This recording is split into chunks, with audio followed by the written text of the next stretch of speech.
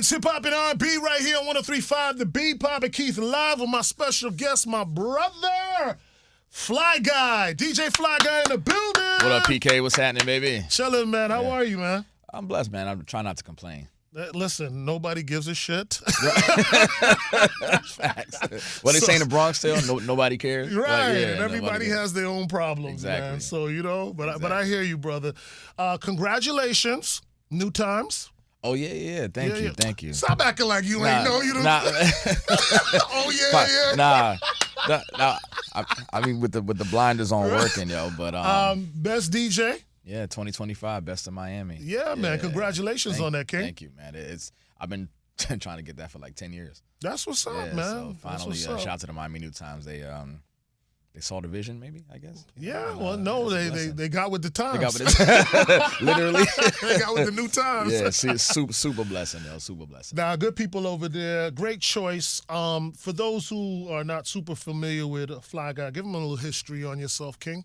It's a short story. Somebody who represents, born in Guyana, represent Miami and Brooklyn. Yes. 17 years and counting in the DJ game as a professional. Yes. And I feel like just getting started. That's what's up. Are you going to mention that you're an artist too, sir? Yeah, I'm an artist too. But you know what's funny? I started thinking about it the other day because I ran into one of my producers, and he's like, yo, you haven't been in the studio in like 3 years. And that's the longest time I've ever not been making music since I started at 15. Wow. So 3 years of not being in the vocal booth is weird for me. But why do you think that is? Do you just being also a person who's involved with the delivery of the music, is this something where like, I don't know. I think, well, for me, the music I made was always something that was rooted in inspiration. And if I didn't have anything to inspire me, then I didn't want to create it. And the last thing that really inspired me to make music was the birth of my second daughter, Scarlett. Right. And everything that, comes along with her medical condition and everything. And that was the last piece of music I made, was an EP, which one of the songs was about her. Yeah. So that was, and she's 3 years old now. So that's how I knew it had been 3 years since, I made any music. And how's she doing?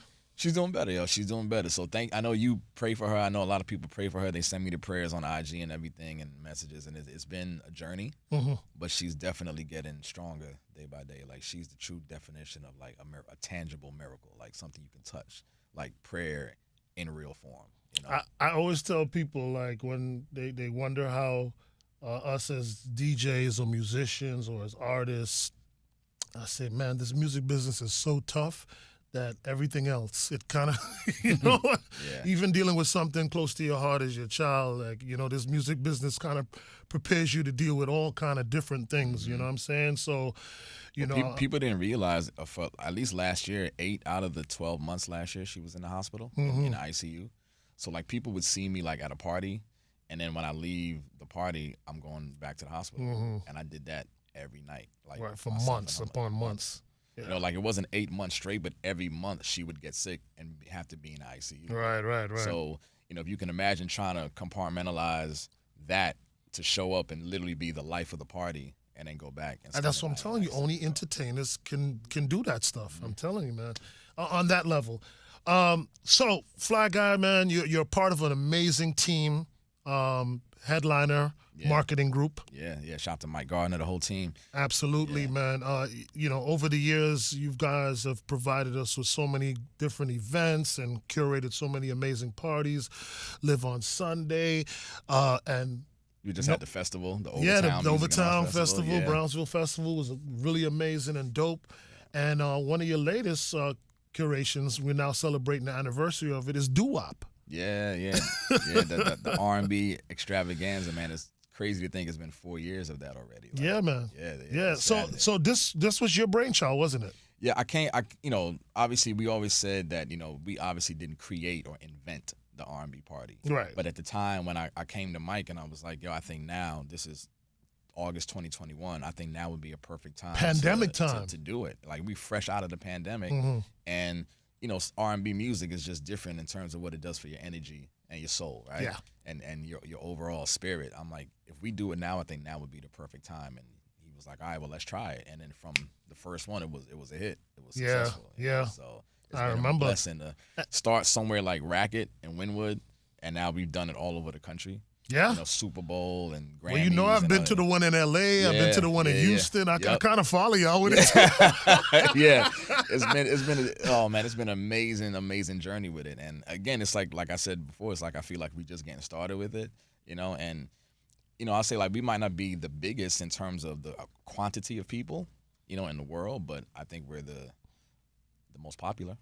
We're the most star-studded, and that's a testament, not in a braggadocious way, but I think that's a testament to the impact and the power of R&B and soul music. Like that, you can get somebody, like a Chris Brown to come host it, because Chris Brown don't host parties, right. Unless he's working with Mike or hosting a Doowop, or Live, so just to see the trajectory that we've been on, it's been pretty dope. It's been an amazing ride for you, King. Yeah, it's been an amazing ride. You also kind of branched out and did another party called Crates. Yeah, talk about that a little bit. So let people understand the difference between Doowop and Crates. So Crates is like, to put it in perspective, so Doowop is when we say all R&B, like that's it. Like it's not like, for example, I'll give you an example. We had a guest DJ one time, and he was like, all right, so I could play something like Excuse Me Miss, Jay-Z, and I'm like, nah, that's not R&B. He's like, what do you mean? It's like Pharrell singing a hook. I'm like, well, just because somebody's singing on it doesn't make it an R&B record. Right. I said, here's how you differentiate it. If you go in a record store, that doesn't exist anymore. where would you find that song? Like, they would be like, oh, it's in the rap section, in the hip-hop section. If that's the answer, don't play it. There you go. It doesn't get played. Well, that's a good guideline. It's like, it's very, Crates is the opposite of that.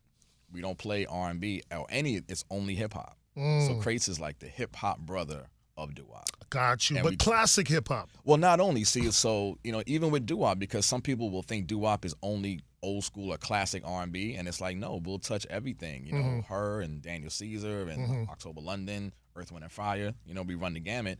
Same thing with Crates. You'll get Cool G Rap, but you'll get Rick Ross. You'll get, UGK, and then you'll get J. Cole. Yeah, I be so twisted. I just know the music is good, but okay.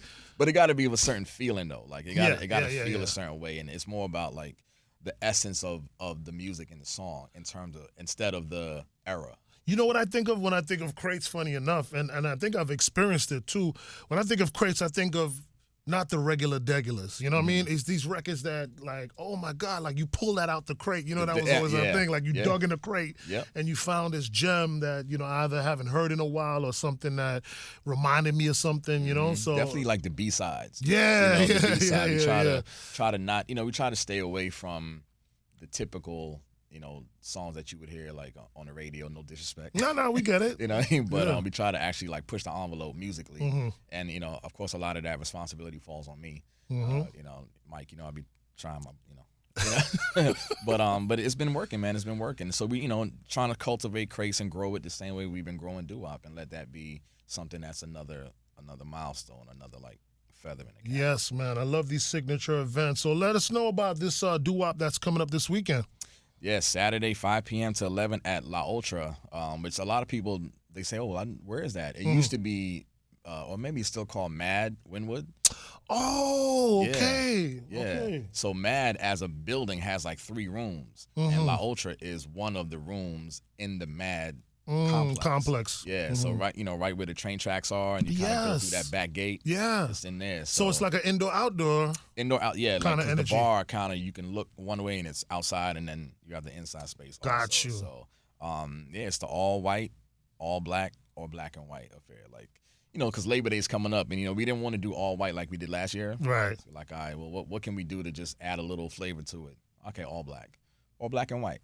Right. But still, 5 p.m. to 11 p.m. and it's all R&B, all soul music, and we're gonna just celebrate this good culture and this feel good music, man. Absolutely. Who's gonna be joining you on that night?